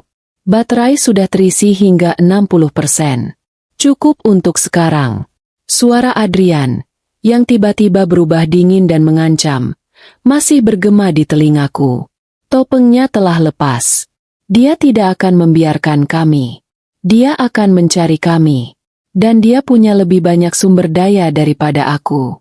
Aku menatap bilik warnet itu. Kami harus pergi. Motel Melati sudah tidak aman. Kami harus bergerak lagi. Tapi kemana? Aku menggoyang bahu Farel. Sayang, bangun. Kita harus pindah tempat. Farel terbangun, mengucek matanya. Dia melihat sekeliling bilik yang gelap itu, lalu menatapku. Ayah telepon, Bu? Aku menarik napas. Iya, sayang. Ayah sedang dalam masalah. Dan kita tidak bisa membantunya. Kita harus bersembunyi. Aku tidak bisa menceritakan kebenaran pahit itu padanya sekarang. Tidak perlu. Cukup dia tahu bahwa kami harus lari. Kami keluar dari bilik warnet. Aku membayar sisa waktu sewa. Sekarang aku punya sekitar Rp2.800.000 tunai. Itu tidak cukup. Aku harus bertahan selama mungkin. Aku harus merencanakan langkah selanjutnya. Farel, kataku, saat kami berjalan di jalanan yang mulai ramai oleh lampu-lampu sore. Ibu akan menjual sesuatu. Sebentar saja. Kamu mau tunggu di mana? Dia melihat ke sekeliling. Di sana, Bu. Di food court itu. Ada es krim. Aku melihat ke seberang jalan. Sebuah pusat perbelanjaan kelas menengah. Pasar Atom. Pikirku. Ramai. Banyak orang. Tempat yang baik untuk menghilang. Aku menggandengnya ke sana. Aku membelikannya sepotong es krim cone di pintu masuk. Ibu ke toko di sana sebentar. Ya, kamu makan es krim di kursi itu. Jangan pindah. Jangan bicara dengan siapapun. Janji. Janji, Bu, kata Farel. Matanya terpaku pada es krim coklatnya. Aku berjalan menjauh darinya. Hatiku mencelos. Meninggalkannya sedetik pun terasa menyakitkan. Tapi aku harus bergerak cepat. Tujuan pertamaku, toko emas. Aku tidak membawa apa-apa selain tas tangan dan pakaian di badan. Satu-satunya benda berharga yang tersisa adalah cincin kawinku. Cincin emas putih dengan berlian kecil yang dibelikan Adrian saat kami bertunangan. Aku berjalan ke salah satu toko emas yang tampak ramai. Aku pura-pura melihat-lihat perhiasan di etalase. Lalu aku menarik napas dalam-dalam dan masuk. Ada yang bisa saya bantu, Bu? Tanya seorang pegawai wanita. Aku melepaskan cincinku. Rasanya aneh. Itu adalah simbol kebahagiaan yang sekarang terasa seperti kebohongan paling besar. Saya mau menjual ini, kataku, meletakkannya di atas meja kaca. Pegawai itu mengambilnya. Memeriksanya sebentar, lalu menimbangnya. Emas putih 18 karat, berlian 0,3 carat. Kami hitung harga emasnya saja. Ya, Bu, total, saya bisa beri 12 juta rupiah. 12 juta. Jumlah yang besar. Uang itu memberiku waktu. Uang itu memberiku harapan. Aku mengangguk. Saya ambil. Dia membuatkan nota. Aku melihat namaku tertulis di sana. Kirana Devi. Tapi aku tidak peduli. Aku butuh uang itu sekarang. Aku mengambil nota dan uang tunai yang dia berikan, memasukkannya ke dalam saku celanaku yang lain, bersama uang yang sebelumnya kuambil dari ATM. Setelah selesai, aku menarik napas lega. Setidaknya, aku punya modal untuk melarikan diri yang panjang. Aku berbalik. Berjalan cepat kembali ke pintu keluar untuk menemui Farel. Tepat saat aku melewati toko jam tangan mewah, mataku menangkap pantulan kaca etalase. Van itu. Van hitam itu. Tanpa logo. Tanpa penanda. Van itu melaju sangat pelan di jalanan di depan pusat perbelanjaan. Tidak mungkin kebetulan. Mereka tidak mungkin hanya lewat. Jantungku melompat ke tenggorokanku. Mereka menemukanku. Entah bagaimana, mereka tahu aku ada di area ini. Aku tidak memikirkan bagaimana. Aku hanya tahu aku harus segera keluar dari sini. Aku memelankan langkah. Aku pura-pura mengambil ponsel. Aku melihat ke arah Farel. Dia duduk tenang di kursinya, menjilati es krimnya. Dia belum melihat Van itu. Aku harus ke dia.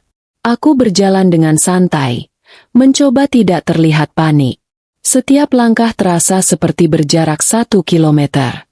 Saat aku hampir sampai di kursinya, Van itu berhenti. Tepat di depan pintu masuk. Dua pria keluar dari van.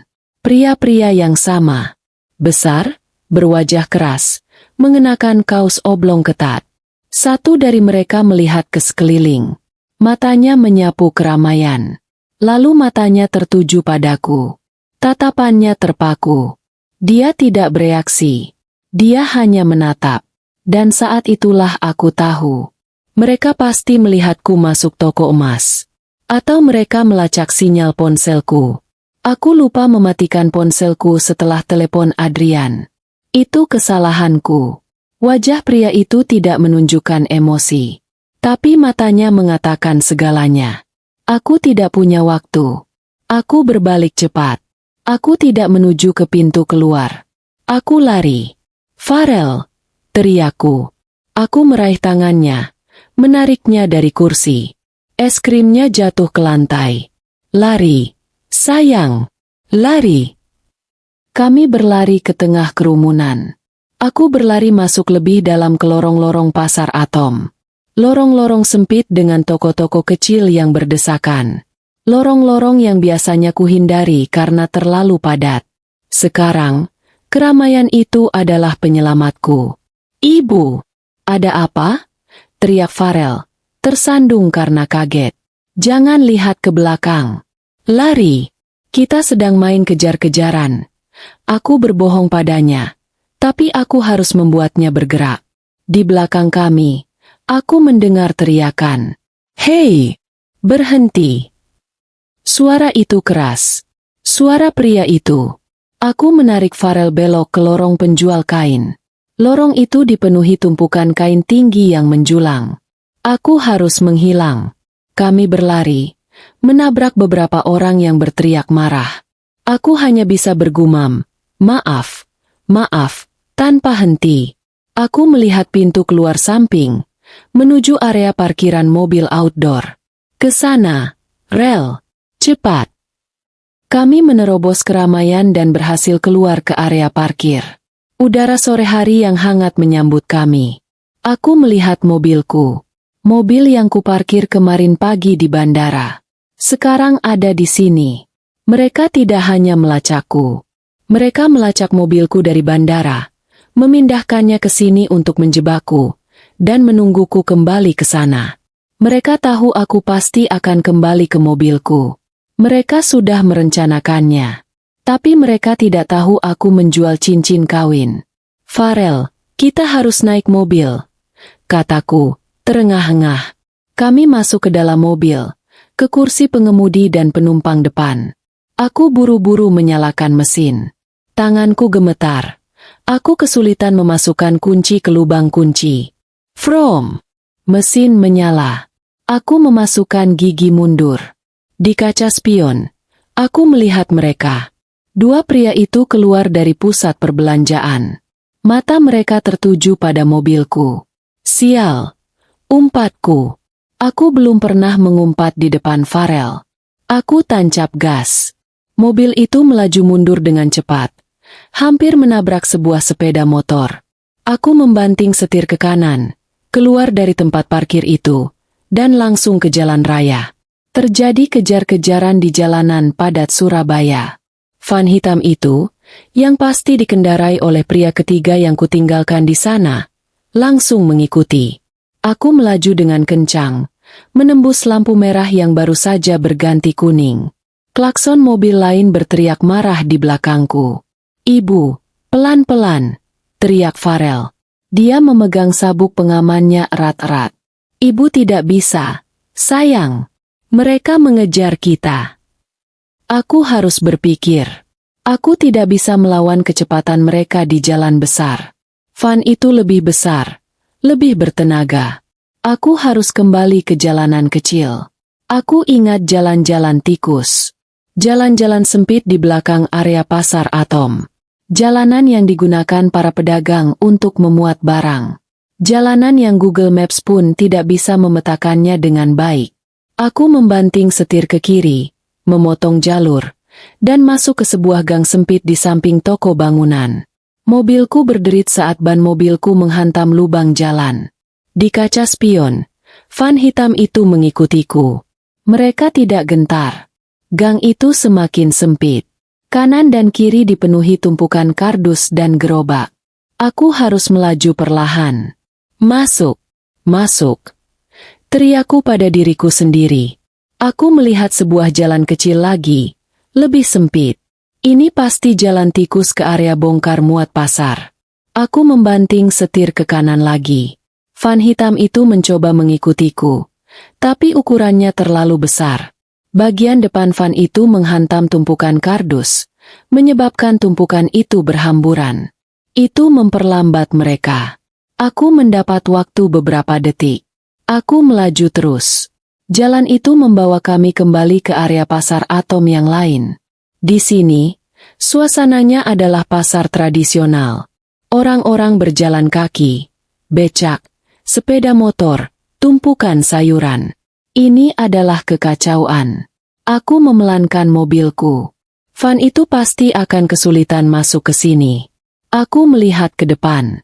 Area pasar ini sangat ramai. Aku punya ide gila. Farel, dengarkan ibu. Kita harus lari dari mobil ini, kataku. Tapi mobil kita, Bu. Tidak apa-apa. Kita tinggalkan. Aku memarkir mobilku di tempat yang sangat tidak mungkin. Di depan kios penjual bumbu, menghalangi becak yang sedang lewat. Aku mematikan mesin. Cepat, Rel. Keluar. Kami berdua keluar dari mobil. Aku tidak mengunci pintunya. Biarkan saja. Itu akan menjadi pengalih perhatian. Aku menarik tangan Farel.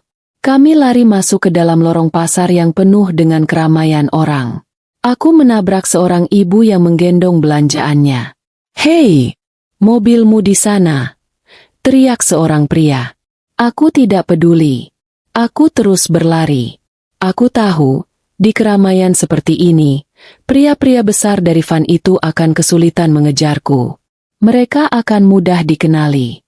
Mereka akan terlihat mencurigakan.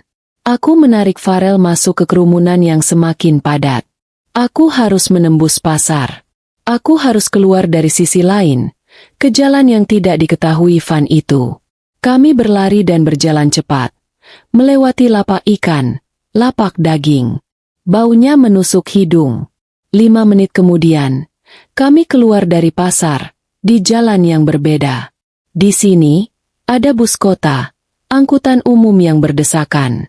Ini adalah dunia yang berbeda dari perumahan elitku. Aku melihat ke belakang. Tidak ada van hitam. Tidak ada pria-pria besar. Kami berhasil lolos. Kami terus berjalan kaki, semakin jauh dari pusat perbelanjaan itu. Aku tidak bisa lagi mengandalkan uang. Aku tidak bisa lagi mengandalkan anonimitas. Mereka sudah melihat wajahku. Mereka sudah melihat Farel. Dan mereka tahu mobilku. Aku menyadari satu hal. Aku tidak bisa sendirian lagi. Aku butuh bantuan dari seseorang yang cerdas. Seseorang yang punya sumber daya. Seseorang yang tidak akan percaya pada kebohongan Adrian. Dan aku tahu siapa orang itu. Orang yang selalu membenci Adrian. Kami naik angkutan umum yang penuh sesak. Aku membayar dengan uang receh yang tersisa di dompetku. Kami turun beberapa kali, berganti angkutan, hanya untuk memastikan kami tidak diikuti. Aku mematikan ponselku. Aku tidak akan menyalakannya lagi kecuali dalam keadaan darurat. Akhirnya, setelah hari yang panjang dan melelahkan, kami sampai di area Manyar. Area yang tidak pernah kukunjungi sejak kuliah. Aku menarik Farel masuk ke lobi sebuah gedung perkantoran tua. Di salah satu lantai atas, ada kantor kecil sebuah majalah berita. Tempat tujuanku, kantor majalah investigasi radar. Aku mencari nama itu di papan nama kantor. Raka Kusuma, redaktur pelaksana. Raka adalah sepupuku, putra dari adik mendiang ayahku. Dia dan Adrian tidak pernah akur. Adrian menganggap Raka hanya jurnalis idealis miskin. Raka menganggap Adrian pengusaha kotor yang munafik. Permusuhan mereka selalu jadi lelucon keluarga. Sekarang, permusuhan itu adalah satu-satunya harapan kami. Aku naik lift tua itu ke lantai 4.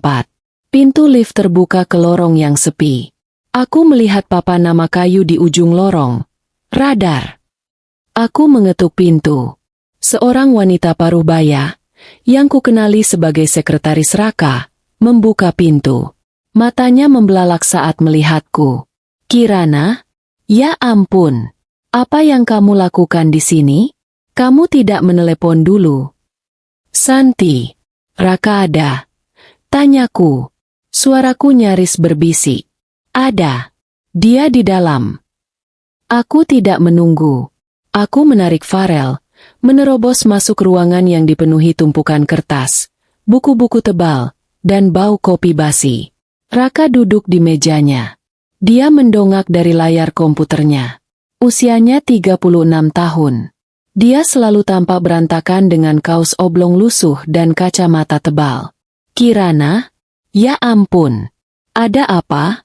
Kamu baik-baik saja. Melihat wajahnya, wajah yang tidak memiliki kepalsuan sedikit pun, aku merasa pertahananku akhirnya runtuh sepenuhnya. Raka, kataku, air mata mengalir. Tolong aku.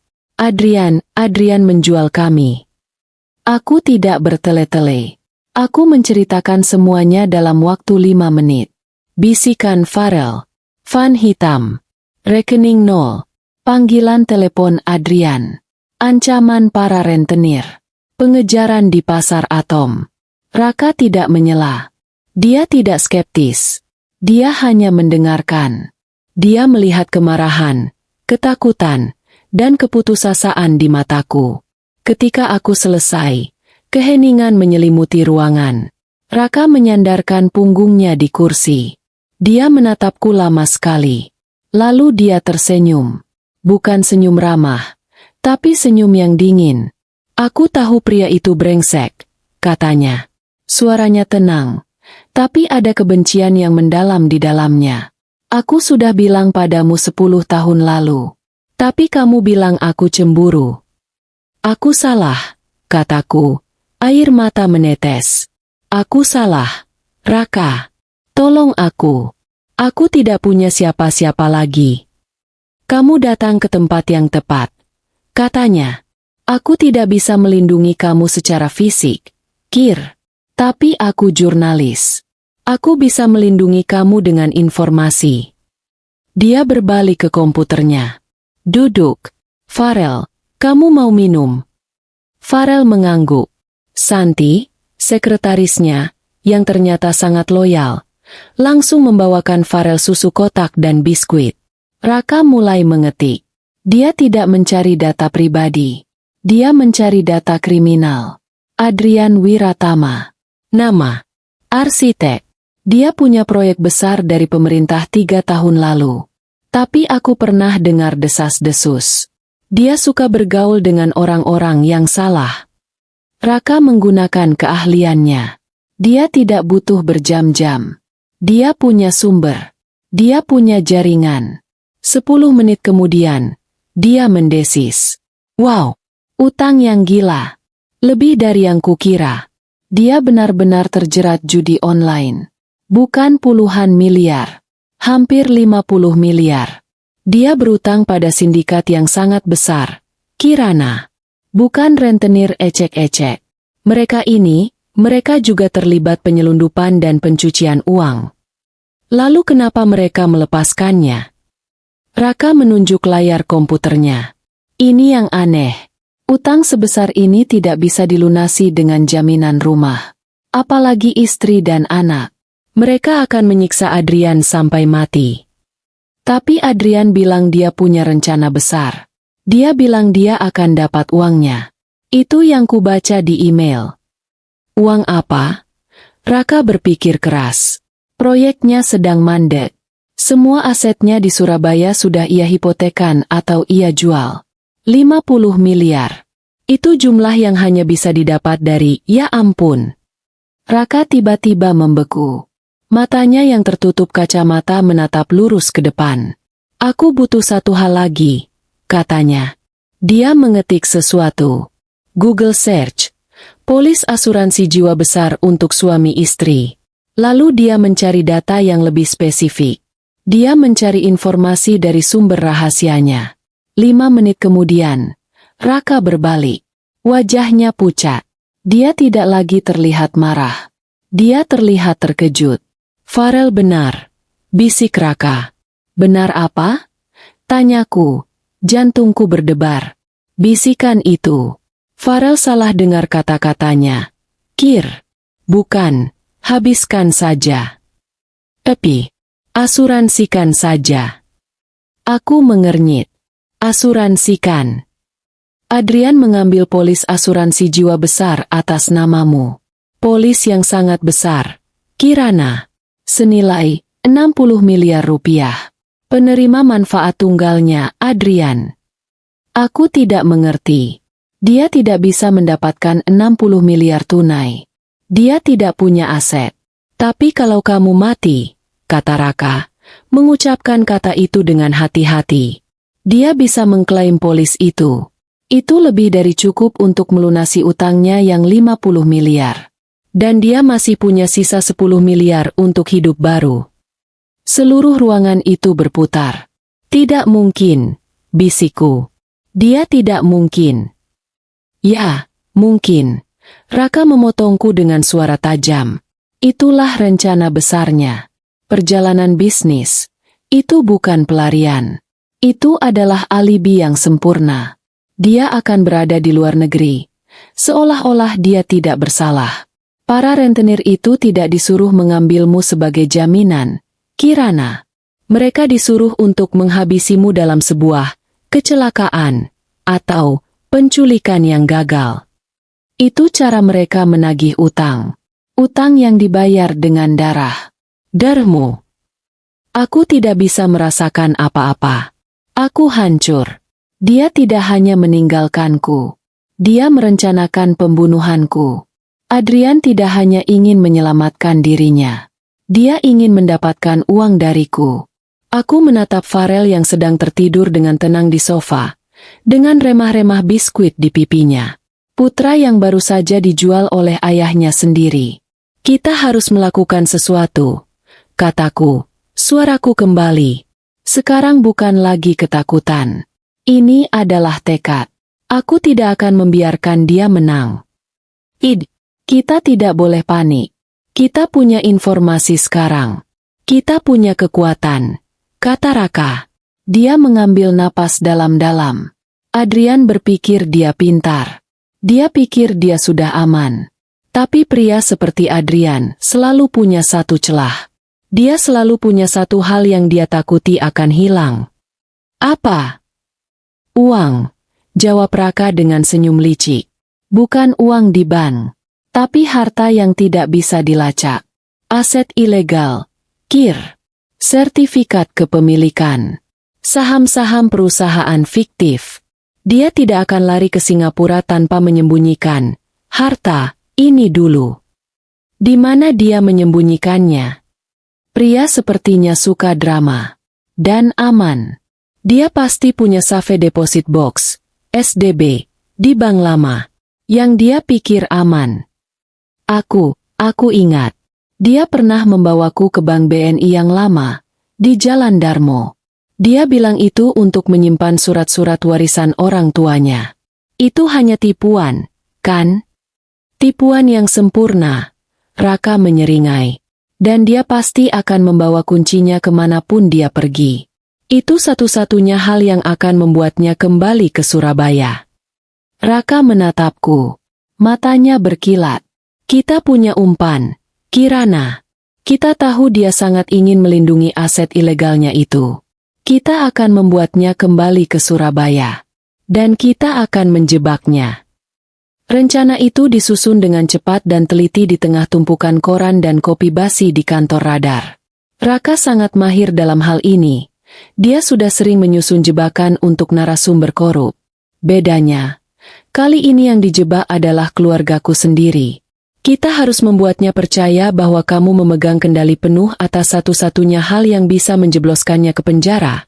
Jelas Raka, sambil membuat peta lokasi pertemuan di atas secari kertas. Kunci SDB, kataku. Tepat. Di dalam SDB itu pasti ada dokumen yang membuktikan asetnya, pencucian uangnya, atau bahkan keterlibatannya dengan sindikat Garuda Hitam. Itu adalah asuransi baginya. Dia tidak akan membiarkan itu jatuh ke tanganmu, apalagi polisi. Raka memberiku ponsel baru yang murah, dibeli dengan uang kantor. Ponsel tanpa nama. Dia juga membelikan kami makanan cepat saji yang kami makan di dalam bilik yang aman itu.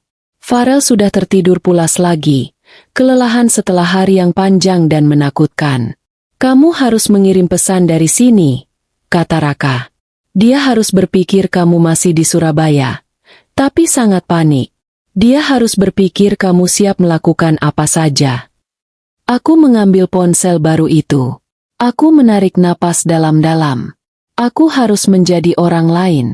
Bukan lagi Kirana yang polos dan penurut. Aku mengetik pesan itu, di bawah pengawasan Raka. Kepada Adrian, dengan nomor baru yang kurahasiakan. Aku punya kunci SDBMU. Kunci Bank BNI lama di Darmo. Aku tahu apa isinya. Dan aku tahu tentang polis asuransi itu. Aku tahu segalanya. Kamu menjual kami. Temui aku. Sekarang. Di Tunjungan Plaza. Atau aku serahkan kunci dan semua yang kubaca ke kantor polisi Surabaya Timur. Kamu tahu apa artinya itu? Aku menekan tombol kirim. Kemudian kami menunggu. 1 menit. 2 menit. Raka melihat arlojinya. Dia akan melihatnya. Dia akan panik. Dia tidak akan bisa tidur nyenyak di Batam. 5 menit kemudian, ponsel baru itu bergetar. Adrian.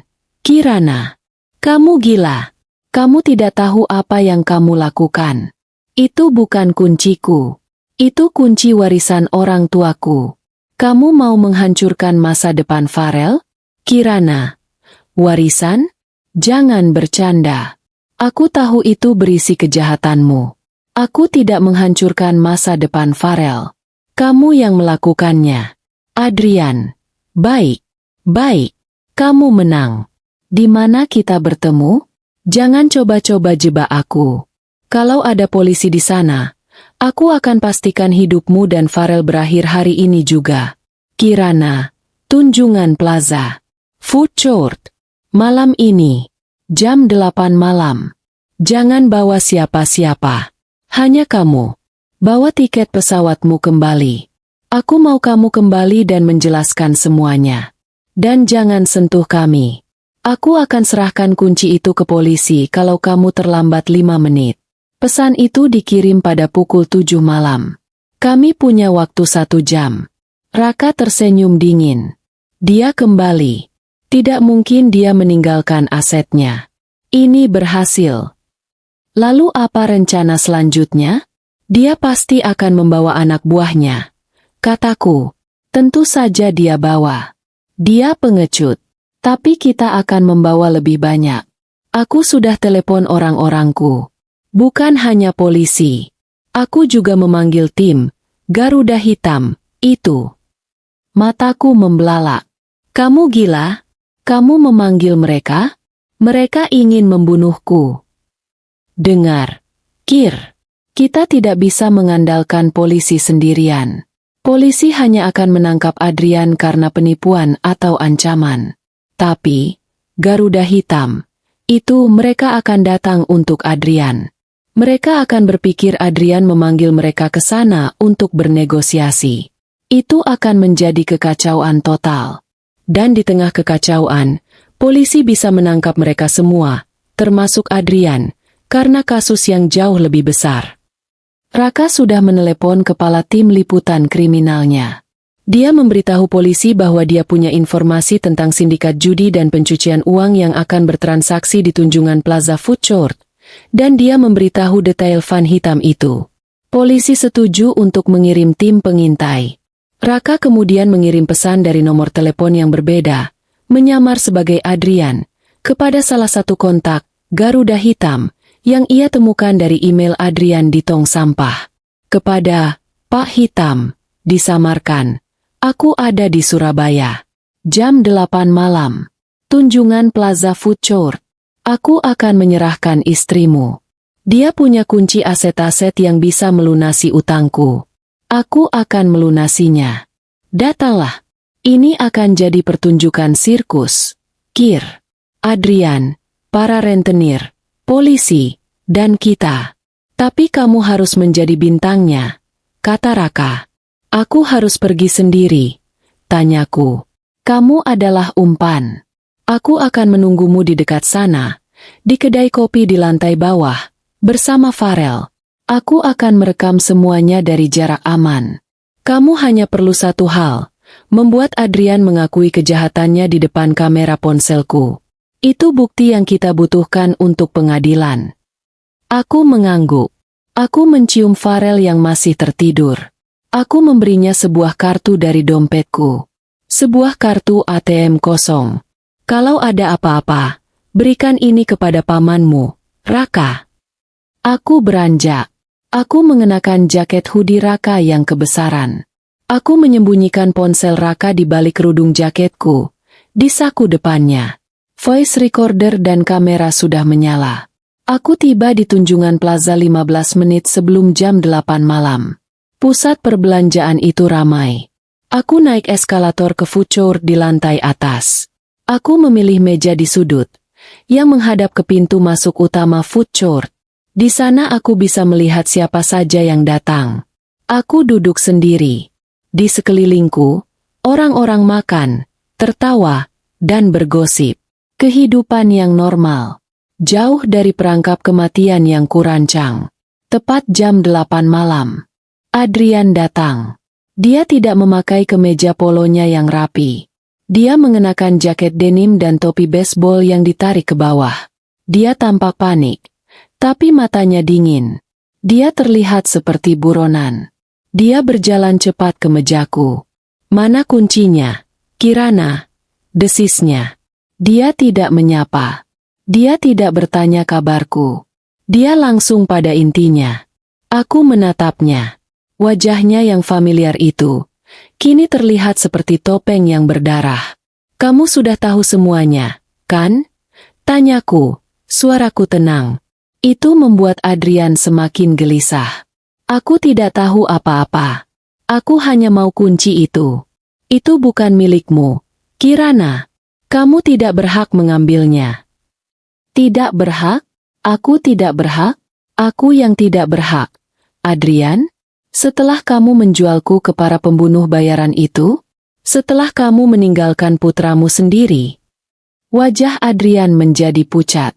"Jangan keras-keras. Mereka mendengarkan. Aku tidak menjual siapapun. Aku panik. Utangnya terlalu besar." "Jadi kamu memilih utang daripada hidup kami? Katakan itu. Katakan di depan kameraku," ujarku, sambil menggeser sedikit posisi dudukku, memastikan ponsel Raka merekam suaranya dengan jelas. "Apa?" Adrian melihat ke sekeliling. Matanya mencari sesuatu. Dia tahu ada yang salah. "Katakan. Katakan kamu membuat polis asuransi jiwa atas namaku. Katakan kamu berencana agar aku mati, agar kamu bisa melunasi utang judimu." Adrian meraih tanganku. Cengkeramannya kuat. "Kamu gila. Aku tidak tahu apa-apa soal asuransi. Siapa yang memberitahumu? Raka?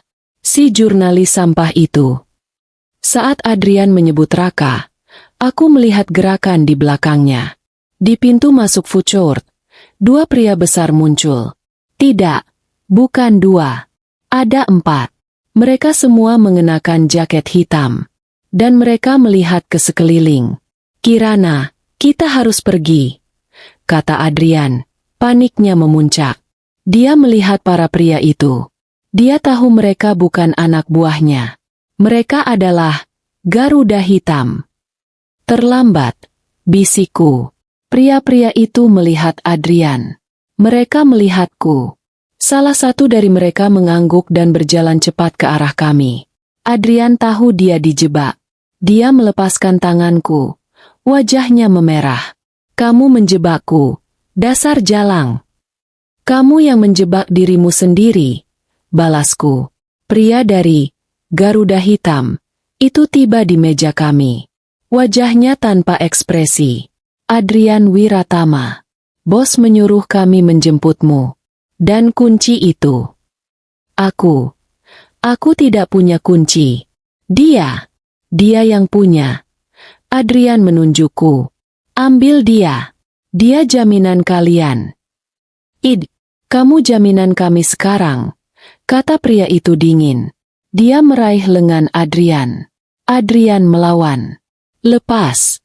Kirana. Berikan kuncinya pada mereka. Aku janji aku tidak akan pernah mengganggumu lagi. Kamu dan Farel akan aman." "Terlambat, Adrian," kataku. Saat Adrian bergumul dengan preman itu, tiba-tiba terdengar suara gemuruh dari seluruh food court. "Polisi! Jangan bergerak!" Sekitar selusin pria berpakaian preman tiba-tiba mengeluarkan lencana mereka. Mereka adalah polisi yang menyamar. Mereka menyerbu masuk. Kekacauan total. Orang-orang berteriak. Piring-piring jatuh. Para preman, Garuda Hitam, itu berusaha melawan. Tapi polisi sudah menguasai situasi. Adrian, yang sedang bergumul dengan preman itu, membeku di tempat. Seorang petugas polisi berseragam menghampirinya. Adrian Wiratama, Anda ditahan atas dugaan percobaan pembunuhan berencana, penipuan, dan keterlibatan dengan sindikat kriminal. Adrian menatapku. Di tengah keramaian itu, tatapan matanya adalah kekosongan. Dia tidak lagi terlihat sebagai suami atau musuh. Dia terlihat seperti penjahat yang telah kalah. Aku berdiri. Aku merangkul jaket hoodie Raka. Seorang petugas menghampiriku. Ibu Kirana, Anda aman. Rekan Anda, Raka, ada di bawah. Anda bisa bersamanya sekarang. Aku tidak menjawab. Aku hanya menatap Adrian yang diborgol dan diseret pergi, bersama para preman, Garuda Hitam, yang juga diborgol. Perangkap itu berhasil. Aku berjalan ke eskalator. Aku turun. Di lantai dasar, di sebuah kedai kopi yang ramai, Raka berdiri, memegang Farel yang sudah terbangun. Ibu. Farel berlari ke arahku. Aku memeluknya erat. Sangat erat. Sudah selesai, sayang. Sudah selesai. Raka menghampiriku. Kamu merekamnya. Aku mengangguk. Dia mengaku. Raka menepuk pundakku. Semua akan baik-baik saja, Kir. Sekarang, kita akan urus proses hukumnya. Dan kita akan memulai hidup yang baru. 6 bulan kemudian, Surabaya terasa sangat jauh. Adrian Wiratama sedang diadili di Pengadilan Negeri Surabaya atas dakwaan berlapis. Percobaan pembunuhan berencana, penipuan, penggelapan aset keluarga, dan keterlibatan dengan sindikat kriminal terorganisir. Rekaman ponsel Raka yang merekam pengakuannya di Food Court, serta dokumen asuransi yang ditemukan polisi, adalah bukti tak terbantahkan. Kehidupan kami berdua berubah drastis. Aku dan Farel pindah. Bukan hanya rumah, tapi kota. Kami sekarang tinggal di Jakarta Selatan. Sebuah apartemen sederhana namun aman, yang dibayar tunai dari hasil penjualan cincin kawin dan sisa uang tunai yang tersisa. Raka membantuku mengurus semua dokumen penggantian nama. Kirana Devi kini menjadi Kirana Pratama. Rumah mewah kami di Surabaya Barat sudah disita oleh bank dan dibekukan oleh penyidik. Aku tidak peduli. Rumah itu adalah monumen kebohongan yang mengerikan. Kami memulai dari nol. Aku bekerja di sebuah perusahaan desain interior kecil, menggunakan keahlianku yang sudah lama terpendam. Farel bersekolah di sekolah swasta di dekat apartemen kami. Pagi itu, udara Jakarta terasa sejuk. Aku mengantar